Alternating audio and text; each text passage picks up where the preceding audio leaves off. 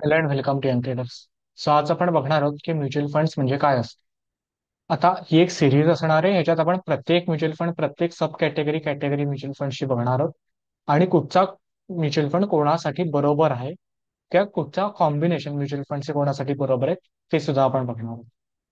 पण आजसाठी या सिरीजचे बेसिक्स असतील, की समजा मी उद्या म्हणालो की त्याचा अक्युमुलेशन कमी आहे, त्याचा एक्सपेन्स रेशो जास्त आहे, तर त्याचा अर्थ काय हे तुम्हाला कळायला पाहिजे. म्युच्युअल फंड म्हणजे काय ही कन्सेप्ट क्लिअर पाहिजे, म्हणून ही आजची इंट्रोडक्टरी व्हिडिओ आहे. तर म्युच्युअल फंड म्हणजे काय? खूप सोपं आहे. म्युच्युअल फंड एकदम बेसिक बघितलं तर एक इन्व्हेस्टमेंट असते, राईट? तुमचा जसा पोर्टफोलिओ, तुम्ही जर का कुठे जागा घेऊन ठेवली तर ती कशी इन्व्हेस्टमेंट आहे, तसंच म्युच्युअल फंड एक इन्व्हेस्टमेंट असते. पण ती तुमची नसते. ती तुमच्याबरोबर अजून 5 लाख लोकांची, 10 लाख लोकांची, 1,000 लोकांची असते. ठीक आहे. भरपूर लोक एकत्र येऊन जे बनवतात त्याला म्युच्युअल फंड म्हणतात. आता ते भरपूर लोक एकत्र वगैरे येतात हे ठीक आहे, पण ते फॅसिलिटेट कोण करतं? ऍक्सिस बँक करेल, अजून कुठच्या तरी म्युच्युअल फंडचा हाऊस करेल. वर्क कसं करतं? लेट से ऍक्सिस बँक, आता हा ऍक्सिस म्युच्युअल फंड कुठचा तरी प्लॅन आहे. ठीक आहे. तर ऍक्सिस काय म्हणणार, की सगळ्यांचे पैसे ते एकत्र गोळा करणार आणि ते ह्या केसमध्ये स्टॉक्समध्ये, लार्ज कॅप स्टॉक्समध्ये, किंवा ते फक्त स्टॉक्समध्ये नसेल, कधी कधी बॉन्ड्स असतील, कधी कधी डेप्ट असेल, डेप्ट म्हणजे कर्ज असेल, किंवा अजून कुठच्या तरी गोष्टी, गोल्ड असू शकतं, इंडेक्स असू शकतं, कशातही इन्व्हेस्ट करतील. आणि त्याचा रिटर्न जेव्हा तुम्हाला त्या फंडमधनं बाहेर पडायचं असेल तेव्हा तुम्हाला ते देतील. आता कधी कधी बाहेर पडायला लॉक इन पिरियड असतो, कधी कधी नसतो, ते आपण आता बघतो. नेक्स्ट, म्युच्युअल फंडच्या कॅटेगरीज काय आहेत? आता सेबी, पहिल्यांदा अशा कॅटेगरीज नव्हत्या, सेबी नंतर त्या कॅटेगरीज तयार करून दिलेली. पहिल्यांदा कुठचाही पण कुठे इन्व्हेस्ट करू शकत होता. ऍक्सिस म्हणू शकत होता की आमच्या फंड मध्ये इन्व्हेस्ट करा, हा बेटर आहे. अजून कुठतरी अजून काहीतरी म्हणेल. तर नंतर सेबी मध्ये आला आणि म्हणाला नाही, तुम्ही कॅटेगरी वाईज त्यांना लोकांना कळायला प्रॉपर कॅटेगरी वाईज तुम्ही सांगायचे की तुमचा म्युच्युअल फंड कुठचा आहे. कॅटेगरीज कशा आहेत? पहिल्यांदा इक्विटी. दिसते इथे इक्विटी म्हणजे काय? कॅटेगरी ही इक्विटी. आता कॅटेगरीज मध्ये पण सब कॅटेगरी असतात. त्याच्यातलं हे लार्ज कॅप. लार्ज कॅप असेल, स्मॉल कॅप असेल, मिड कॅप असेल, फ्लेक्सी फंड असेल, मल्टी कॅप असेल, खूप आहे त्याच्यात. किंवा कुठच्या तरी सेक्टर स्पेसिफिक असेल किंवा थीम स्पेसिफिक असेल. ईएलएसएस पण असू शकतो. ईएलएसएस ला दुसरी गोष्ट, तो इक्विटीत येईलच असं नाही, पण इक्विटीत पण येऊ शकतो ईएलएसएस. नंतर डायरेक्ट ग्रोथ म्हणजे अजून एक वेगळी गोष्ट, की हा फक्त ग्रो करायला वापरतो. म्हणजे काय, तुम्हाला डिव्हिडंड मिळत नाही त्याचे. कधी कधी डिव्हिडंड ओरिएंटेड असेल, कधी कधी डिव्हिडंड रिइन्व्हेस्टमेंट पण असू शकते. ठीक आहे. इक्विटी नंतर डेप्ट. डेप्ट फंड्स तसेच सब कॅटेगरी आपण बघत जाणार आहोत. आता मी सगळ्या सांगत नाही. सब कॅटेगरीज डिव्हिडंडचे वेगळ्या असू शकतात, सॉरी डेप्टच्या वेगळ्या असू शकतात. Solution oriented. सोल्युशन ओरिएंटेड म्हणजे काय, तुम्हाला रिटायरमेंटसाठी फंड पाहिजे, तुमच्या मुलांच्या लग्नासाठी फंड पाहिजे, घर बांधायला फंड पाहिजे, तसे फंड्स असतात ते. की 10 वर्ष तुम्ही लॉक इन ठेवा, त्याच्यानंतर तुम्हाला त्याचे पैसे ह्या एका स्पेसिफिक पर्पजसाठी मिळतील. कधी कधी आपण बँकेत एफडी करतो, माहिती, की माझ्या लग्नासाठी मी एफडी करून ठेवली, काइंड ऑफ तसा तो फंड असतो. त्याच्यानंतर अदर्स. अदर्स म्हणजे काय, हे सोडलेच इतर जे कुठचे फंड्स आहेत ते. ठीक आहे. त्याच्यात इंडेक्स फंड त्यातला एक एक्झाम्पल आहे. Index fund, index fund others मध्ये जातो. तर आता इथे जे काय दिले ते आपण बघू. ठीक आहे. आता उद्या आपण प्रॉपर डिटेलमध्ये बघणार आहोत की इक्विटी फंडचा लार्ज कॅप मध्ये काय फरक असतो, मिड कॅप मध्ये काय असतो. आजसाठी आपण बघणार आहोत की हे सगळं वाचायचं कसं. अपस्टॉक्सवर, बाय द वे, अपस्टॉक मला स्पॉन्सर नाही करत आहे. केलं तर खूप चांगलं होईल माझ्यासाठी. पण अपस्टॉक्स मध्ये इथे 3 मेन गोष्टी दिसतात, राईट? पहिल्यांदा रिटर्न वर्सेस कॅटेगरी. ज्या कॅटेगरीतला आपण म्युच्युअल फंड बघतोय, फॉर एक्झाम्पल आता इक्विटीतला आपण बघतोय, तर त्या कॅटेगरीच्या अगेन्स्ट या फंडचे रिटर्न कसे आहेत? तर ऍव्हरेज, ऍव्हरेज म्हणजे काय, कॅटेगरी इतकेच साधारण रिटर्न आहेत. तिथे 2% फरक आहे फक्त. ऑल मध्ये बघितल्यावर 5 वर्षात काहीच फरक नाही, कॅटेगरीपेक्षा थोडासा कमीच रिटर्न देतो आहे. ऍक्च्युली डिपेंड करतं, कॅटेगरी युजली जास्त देते, पण हा या एका वर्षात जास्त दिले व्हॉट एव्हर. ऑलमोस्ट कॅटेगरी इतकाच रिटर्न आहे, त्यामधला ऍव्हरेज रिटर्न म्हणाले. कॅटेगरी म्हणजे इक्विटी फंडच्या रिलेटेड रिस्क किती, below average risk. Equity fund इतका हा रिस्की नाही.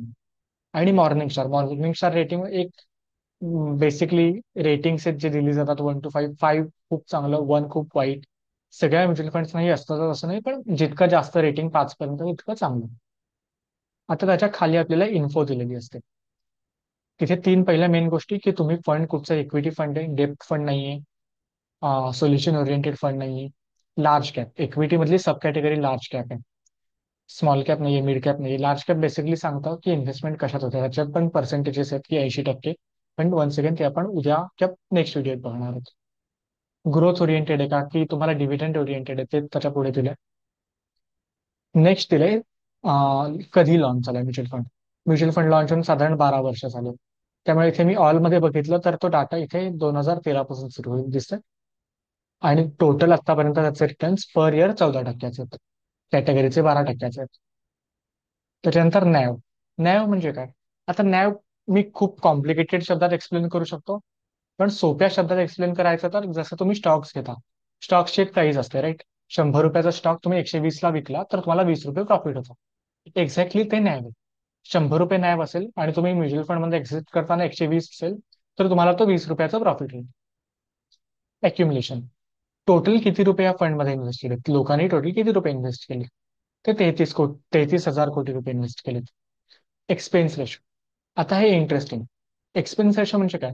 जेव्हा म्युच्युअल फंड चालतोय तेव्हा त्यांना हायरिंग मॅनेजर्स असतात, इंटर्न्स असतात, जॉब करणारे लोक असतात, त्यांना स्वतःची ऑफिसची बिल्डिंग असते, हे सगळ्याचा जो काही खर्च येतो तो ते तुमच्याकडनं कापून घेतात. ते किती पर्सेंट कापतात पर इयर? ते 0.69% कापतात. हा, तुम्ही 100 रुपये इन्व्हेस्ट केले असतील तर 70 पैसे त्यातले, 69 पैसे त्यातले ते स्वतःच्या एक्सपेन्ससाठी कापून घेतात. ते हे.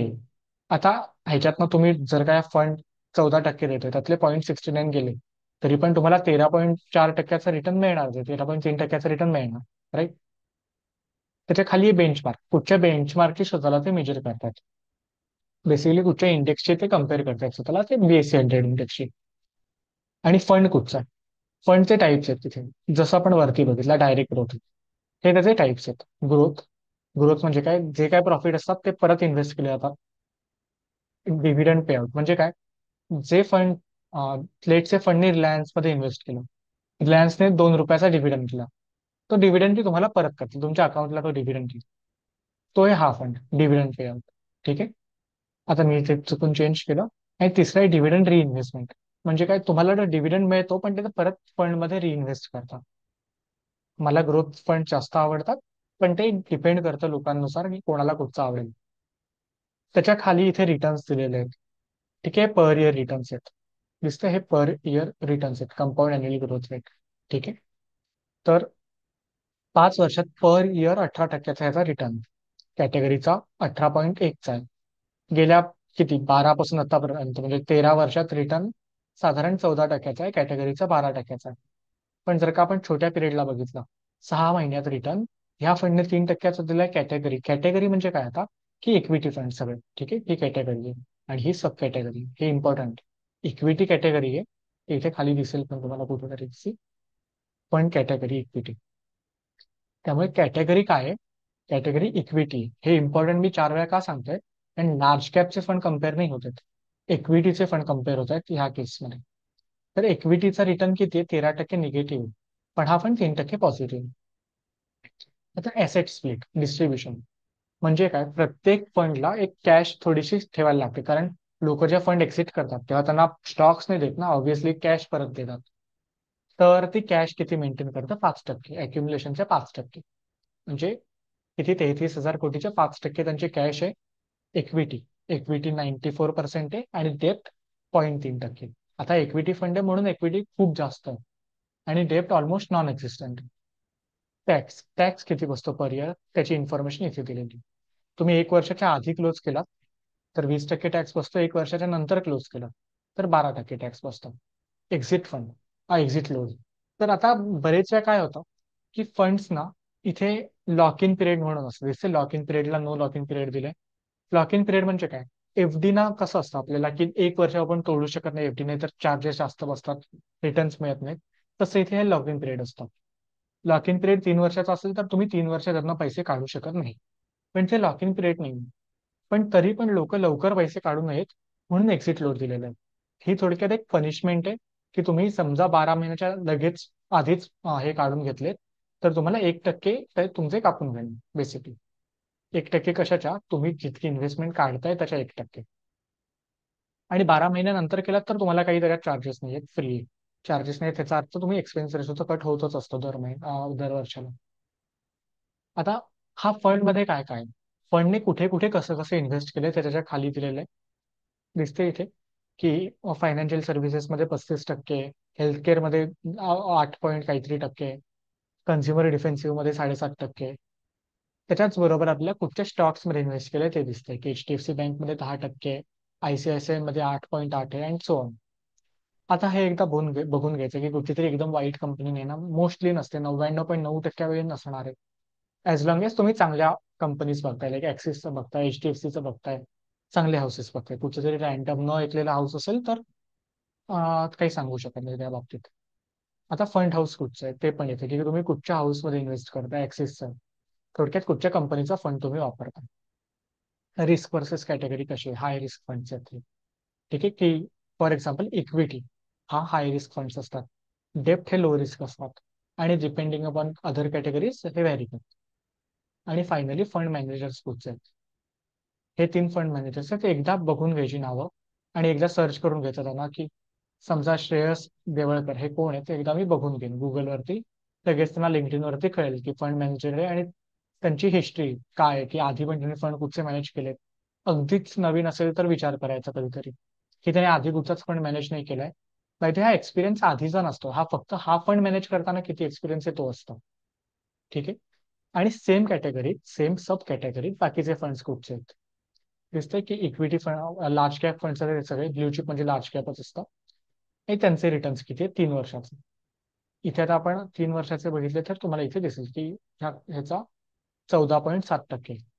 ते इथे बाकीचे आन्सर आहेत की 20%, 18%, 15% अँड सो.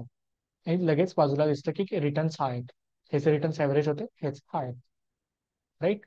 पण रिस्क किती आहे, आता हा चांगला वाटतोय बघून, राईट. एक्सपेन्स रेशो किती, आता ह्याचा एक्सपेन्स रेशो पण जास्त होता, राईट. 60%चा होता. आता ICICIचे रिटर्न ऑलमोस्ट 6%ने जास्त आहेत, पण एक्सपेन्स रेशो पण थोडासा जास्त आहे. पण कॅनराचं वेल 3 इयर्स CAGR पण चांगला आहे, म्हणजे 3 इयर्सचे रिटर्न पण चांगले आहेत, एक्सपेन्स रेशो पण कमी आहे. आणि हे फक्त 3 इयर्स आहेत.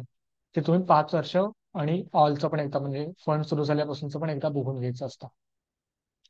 दुसरी इम्पॉर्टंट गोष्ट, कधीही म्युच्युअल फंड बघताना दर 2 दिवसांनी माझा वरती गेलाय की खाली गेलाय बघायचं नाही. साधारण 1 वर्ष, 1.5 वर्ष किंवा 2 वर्षांनी बघायचं की काय चाललंय माझ्या फंडचं, आणि त्यानुसार ऍडजस्टमेंट करायच्या असतात. आता आजच्या व्हिडिओमध्ये आपण टेक्निकल डिटेल्स बघितलेत सगळे, की एक्सपेन्स रेशोचा अर्थ काय, बेंचमार्क म्हणजे कुठचा, फंड प्लॅन कुठचा आहे. पुढच्या व्हिडिओज पासून आपण प्रत्येक सब कॅटेगरी बघत जाणार आहोत, आणि कुठची कॅटेगरी कोणाला चांगली असते, कोणासाठी वाईट असते, एज प्रमाणे ते डिफर करतात ते बघणार आहोत. ठीक आहे.